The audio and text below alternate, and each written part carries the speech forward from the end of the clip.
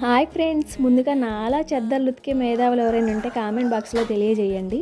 అత్తమ్మ ఎప్పుడైనా చెద్దర్లు ఉతుకుదామంటే అబ్బా అని చికాకు పడే నేను.